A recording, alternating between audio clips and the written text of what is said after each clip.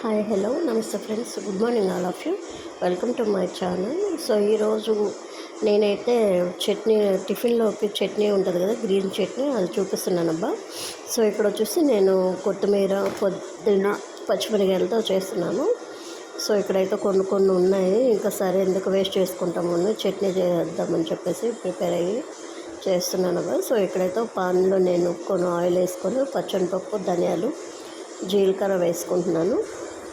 So health అయితే కొంచెం viral fever కదబ్బా, ఇక వాయిస్ అయితే వినలేకపోతున్నారేమో, ఏమనుకోకండి. సో ఇవి ఆయిల్లో వేగిన తర్వాత నేను ఇలాగా వేసుకుంటున్నాను, కొంచెం వేయించుకుంటున్నాను అనమాట. ఇవి వచ్చేసి ఆల్రెడీ ఇప్పుడు తీసినాయి కదబ్బా, ఓల్డ్వే ఇవి యాక్చువల్ వీడియోస్. సో ఇప్పుడు నేను వాయిస్ ఊరిచ్చి పెడుతున్నాను అనమాట. సో ఇక్కడ వచ్చేసి నేను పచ్చిమిరకాయలు అయితే తీసుకున్నాను, ఒక 6 అవి ఆఫ్ చేసుకొని వేసుకున్నాను.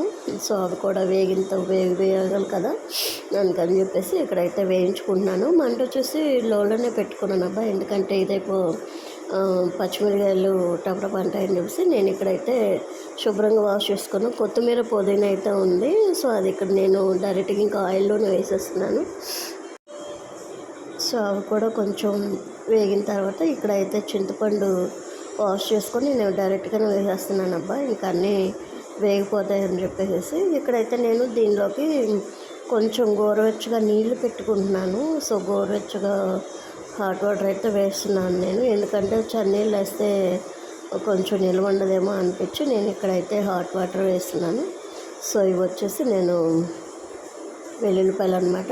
ఇలాగే మగ్గిన తర్వాత ఇదిగొన్న వాటర్ అయితే వేసుకున్నాను.